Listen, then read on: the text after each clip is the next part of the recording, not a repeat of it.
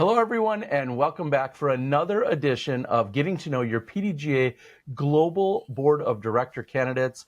I've got standard questions all put together for all of our candidates, and today I'm going to welcome in Laura Nagtegaal, PDGA number 44969. Laura, thank you for joining, and we're going to get to the easiest question of them all, which is please go ahead and introduce yourself. Hi, Terry. Thank you for having me, and thank you, listeners, for listening to me.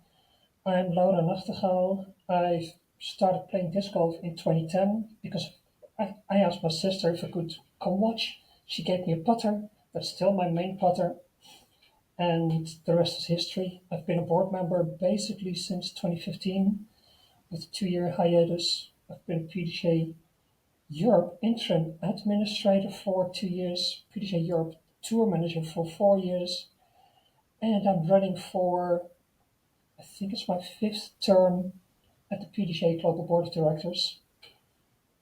And in my spare time, I'm actually working in the live music industry, and I've been doing this for 30 years now. Thank you. And I was just going to make one additional note. You are one of a very few international candidates. Can you tell everyone where you're located or what you call your residency? Yes, I am. I'm based in the Netherlands. The city I live in is Utrecht, another one of the Flemish sounding ones. And I was indeed the first non-North American board member. I want to give credit to Elaine King for being the first non-US based one, but I'm the first non-North American one. And right now I'm joined on the board since last year by Terry Kuter. Well, we know that Elaine King has certainly blazed the trail in many ways, so awesome to see. Well, let's get right to it. And the very first one that I really have for you is why are you running for the Global Board of Directors and what will your priorities be? I'm running again. Like I said, this is, I believe, my 5th term. And I still think my work isn't done. And my 3 main pillars are making disc golf better for more people, more enjoyable, for them to be on the fairway. Globalization is a big key component of that. Still, about 80% of the members are US based, but the rest of the world is so much larger. It's impossible to understand why there's only about 20% of the members outside of the USA. The same goes for more diversity and inclusion, more people of color, more gender diversity, more ability. Like disc golf can be so much more diverse than it is. And the third pillar is trying to make the professional level even more professional because that's our billboard. If that looks good on ESPN, we as the sport and the vast majority of disc golfers are amateur players. They will probably never get to that level, but they will reap the benefits of the professional level being where it is or where it could be. And these are basically the 3 main pillars of what I'm advocating for in making disc golf and the PDGA the best it can be.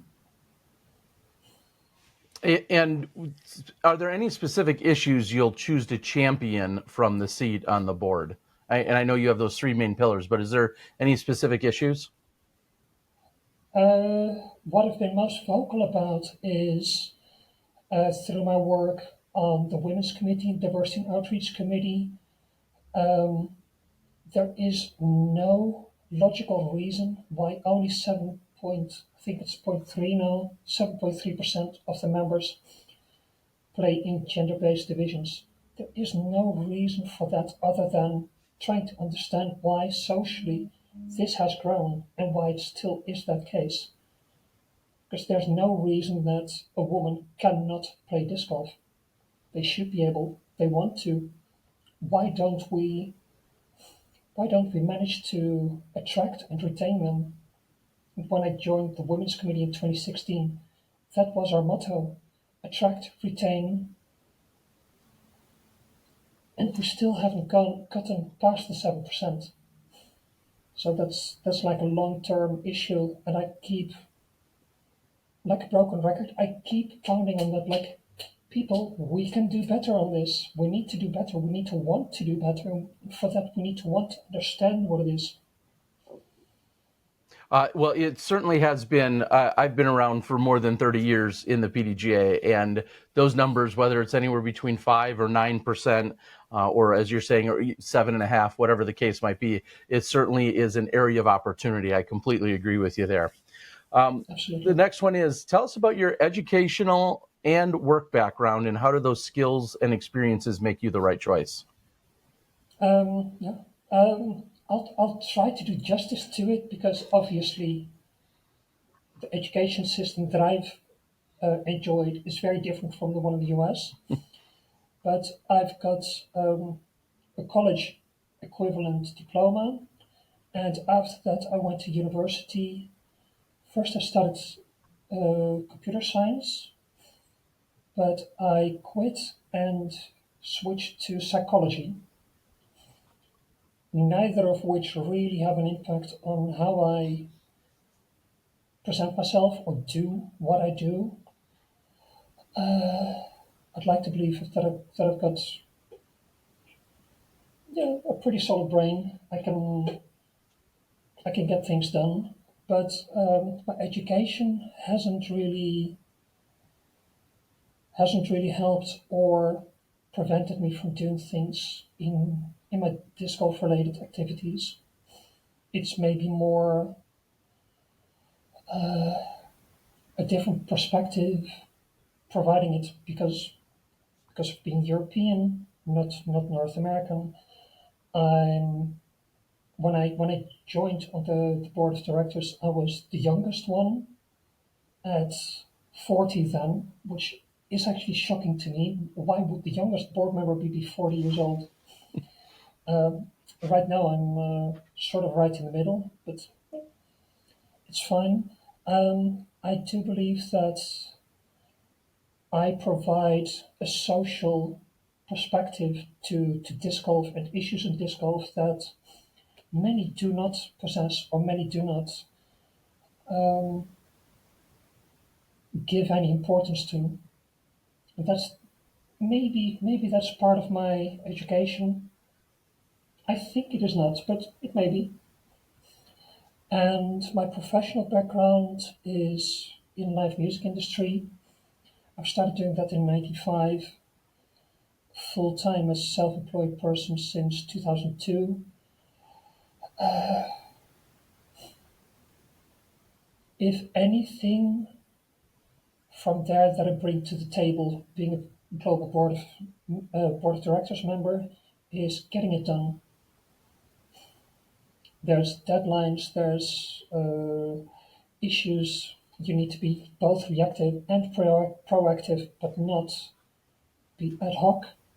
But you still need to get it done, and that takes a certain kind of person to be able to do that. And I think that part of that I bring to the table being a board member. Okay. The next one is, what type of benefits do you think the current PDGA members should receive? Other than the ones that they currently do, I mean, maybe you want to expand on the yeah. ones that you really feel are valuable, or maybe you prioritize some of the ones that we are doing, introduce new ones, whatever the case might be. But what type of benefits do you think current PDGA members should receive? I think that the benefits current members do receive are pretty awesome. Mm-hmm. I would like to do away with all of them. If you become a member, you get X% discounts with that third party or that third party, because that's not actually benefit, it's benefiting the third party Mm. at only half cost, at only half interest. Profit. That was the word I was looking for. But that's not a direct benefit to the PDGA member. And I do say it's a pretty awesome set of benefits that they do receive, but I think the optics are that they don't. So we have a job to do to be better at explaining how awesome these benefits are indeed. Okay. Uh, how do you think we can increase PDGA membership, and how can we grow the sport in underserved areas, and how do we reach new members? We we currently sit at about 100 to 120,000 PDGA members globally by year's end, and we've been there for a few years now. There is millions of people playing disc golf. Why don't we manage to tap into basically 90% of untapped potential among the people that are already playing disc golf locally, casually, at their club, through their national association that only applies to anywhere outside of North America. But yeah, there's a huge untapped potential, and the PDGA is currently working on that. But that's only been implemented about a year ago, so it's too early to say if that's actually bringing us what we're trying to achieve. But that's the low-hanging fruit, and we haven't benefited from it yet. And I'll take responsibility for that as well, as being one of the board members that has been in the room longest. Yeah, Yeah, we I was going have to say that incredible what it, potential. yeah, I was going to say we do. I think of it personally, little editorial note. I think of it a lot like bowling in the United States, for instance. We have millions upon millions of recreational bowlers, and some of them only want to do it on a recreational level. But if there was enough benefit for them to maybe join some kind of organization that was a little bit more structured or organized, it might appeal to them. And like you said, that's low hanging fruit. They're already doing it, so we don't have to Yeah, convince them to play. We just have to show them some of the member benefits that might make it worth them to join us. yeah, And then in terms of, absolutely. And Brian, go in ahead. that sense, what you say about bowling, there's millions of people playing it, but not as many are members. I keep using the example of if PDGA was a national sports association in my country, we've got 18 million inhabitants. If all of those members the PDGA has were based in the Netherlands, and that would be a Dutch sports association, we wouldn't even crack top 10 in sports associations sizes. Obviously, soccer is the largest one by well over a million, but at 100 to 120,000, even in the Netherlands, it doesn't even crack top 10. And we are the global sports association, so there's so much untapped potential. And in Europe, the situation is a little bit different with national associations.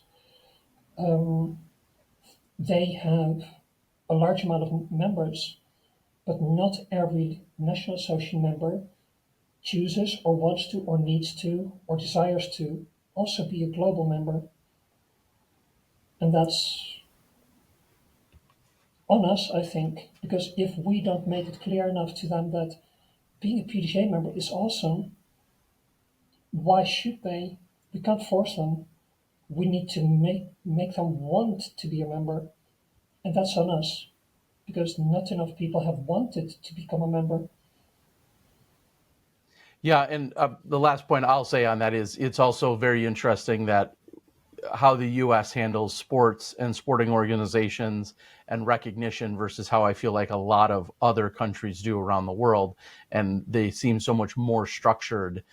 So certainly plenty of areas of opportunity, I guess, is the takeaway there. All right, the next one is how does the PDGA increase the number of competitive events, and how can we make events more accessible? How to increase the number? Add more weekends, right? Okay, right. Yeah, I think that up to a certain extent, I think the market is saturated as is. Um, we may be able to expand on it a little bit more, but for that we need TDs and supporting clubs and or national associations supporting the clubs, supporting the TDs. We need to get that structure more professionalized, I think, because the times that it's just Joe Bogey or Jane Bogey saying like, "Hey, I've got this tournament next week. Come to my backyard." Those times are gone. We can't get there anymore, or we shouldn't want to be there anymore because that's not the events where disc golf comes to fruition. You can plant seeds, but you need to want to do better and be better. And for that, luckily now the TD training program is in place that will hopefully help more TDs say, I want to do this, feel empowered and feel knowledgeable enough to do this, but they still need the clubs and possibly the regional or national associations to buy into it as well. And then you need the players and the course and the permits, and so it's a whole catch 22. But unfortunately, all of it stands and falls with: do we have enough TDs? There's how many courses now globally? 10,000 maybe. So you could potentially have 10,000 events each weekend, minus weather situations and climate situations, obviously, but we could potentially have thousands of events each weekend. But we're currently at several hundred a weekend when it's high season. Is there anything that you would do to make events more accessible? Is there anything in particular that jumps out at you as accessibility for events? What we've done in recent years, and that's been a hot topic for me, having been on the women's committee and the competition committee, which is now part of RAC, and being a member of the diversity and outreach committee,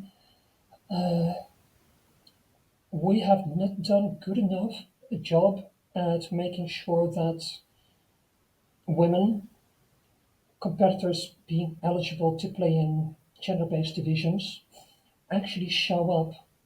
If you just do the simple math, okay, 7% of the players are eligible to play, so we'll just provide 7% of the spots, plus or minus a few percent. You're not going to get there because, and that's where the social part comes in. I feel that it should be 50-50. 100 spots for the mixed divisions, 100 spots for the gender-based divisions. Obviously, there will be people saying like, "Yeah, but that's unfair because we're so many more."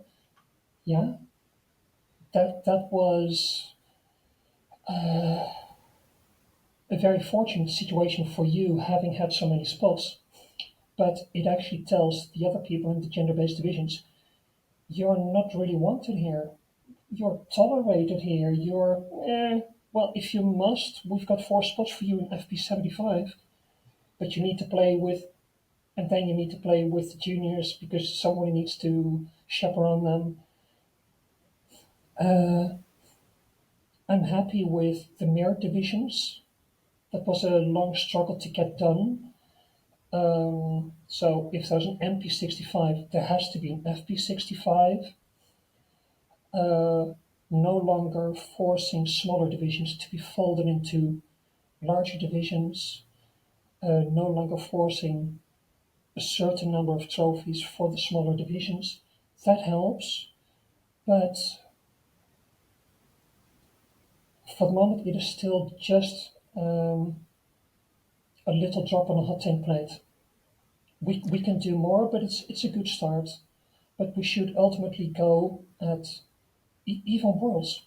144 spots for MPO, 140 spots for FPO. There's no reason it should be 144 and 96 or whatever proportion it is. There's no real reason for it. And the same goes for payout. But then, if inside the PDGA, the payout tables are based on division size, by keeping the division size small, you're keeping the payout small, and therefore you're keeping the career options small, etc., etc., etc., etc. It all seems to be an unfortunate succession of events where basically it's, well, math, there's only one, so why should we offer two? But if you then never offer four to allow for three to happen, you're going to stay with two. And that's a very big issue. And I've been on the board of directors long enough to hear I hope they're something of the past, but you've been in the room for 30 years, you say. I hear the stories and the skin on my back crawls when I hear that in the US, courses, installing courses in parks, the argument used was, well, if you allow us to install the course, we can keep the deplorables out. And the deplorables was often keyword for, and yeah, that keeps a large proportion of the population disenfranchised. And luckily, this way of getting courses installed is hopefully a thing of the past. But there seem to be more than one cases and issues where social problems are part of the disc golf DNA. And unless we want to address those, unless we're able to address those, we're not going to get at a very diverse, mixed group of disc golfers. The way I look at it now, if I'm going to see a disc golfer, the chances are very large. It's a person identifying as a man, clear skin, USA based. And that's not your typical disc golfer. It is by statistics, but not by design. But it seems to be by design because whoever is not clear skinned or male or USA based seems to be not fully franchised. And that seems to be an unfortunate choice that I do my best to provide change for. Yeah, we certainly are lacking diversity. I don't know that anyone could argue that in good consciousness. Suggests that we are a very diverse group, as you just basically explained. It's very homogenous. Yes, I would love to see more diversity within the U.S., but then clearly worldwide as well. All right, I'm going to move on to the next one, which is Yeah. where do you think the PDGA is falling short, and where do you think the PDGA should focus their time? Aside from what I just described, Hmm. by fixing these problems, 99 problems are fixed, and then maybe one problem will still remain. But I think that what I described is by a large extent the largest dial to turn. If we turn that dial in the good direction, the future's golden. Okay. I'll just drill down a little bit more. Is there Yeah, go for it. anything? Do you have any idea or specific thought or initiative to maybe increasing this diversity? As if I'm going off what you just said of really the last two questions, this is obviously a very, very strong point for you. Is there anything Yes, dear to my heart. Yeah. specific? Yeah, is there anything specific then that you feel like, when we say they're falling short, well, what would you do to remedy that? Anything specific? Without going into detail on what is said in chambers, because I don't share what is said in chambers, but you can imagine the dynamics of, well, we want to create more diversity, but if you say you want to do that, but you don't actually create space for diversity to appear and thrive, you're not going to get it by poof, it just materializes. No, you need to do a concerted effort, and it's more like the passive tolerance versus the active creating space. By actively creating space, by actively wanting to get more international countries. Oh, no, sorry, I won't use the word international because that makes the USA the default. By getting disc golf more global, spread across the globe, and of course there will be countries where there's more or less inclination to play disc golf or not. But by actively creating space for countries beyond the international program that Brian Honecker is already in charge of for 21 years, I think now. And the same goes for people eligible to play in gender-based divisions. If we don't actively do something to create space for them and hold space for them, it's not going to just happen overnight. And I'm sure you've played enough random draw doubles in your life. When's the last time you played random draw doubles? Sometime last year. I don't play as much as I'd like to, but yeah, it was definitely last year at some point. Yeah, fair enough. So last year, a person draws a card, and the other man, and another person draws the same card, woman. How many times do you still see the eye roll? Oh, can't win because I'm with a woman. That is part of the problem. And it's not the fact that the layouts aren't good enough. And I'm incredibly grateful for what Sarah Holcomb has done on getting appropriate layouts. That definitely helps. The Protect Her Game movement in 2020 that I was part of also helps. But as long as these eye rolls keep happening, we can't get where we want to. And that's actually a social issue that we want to try and address. If we don't address it actively, proactively, by wanting to do something about it, we won't get there. Then it'll still be a passive tolerance. And yeah, okay, well, yeah, we'll give you more spots, but we won't advertise for it, and we'll take them away after 2 weeks if you haven't signed up. But that'll still tell those people, you need to hurry up, and otherwise we'll take it away again. It's not indefinitely held for them. But for now, it's a good first step. But it can't be the only step made. Okay, well, I will just quickly say to everyone listening, no matter who you draw for random doubles, I don't care if they're 200 points better or 300 points worse than you, be excited about it. Like that's my takeaway there, because it could be a deal breaker for someone to feel included and or feel like they even belong in the sport, no matter what their skill level or age or ability is. Be genuinely excited and look at it as a new friend potentially and a brand new experience. That's what I'll say. And I know exactly what you mean by those eye rolls.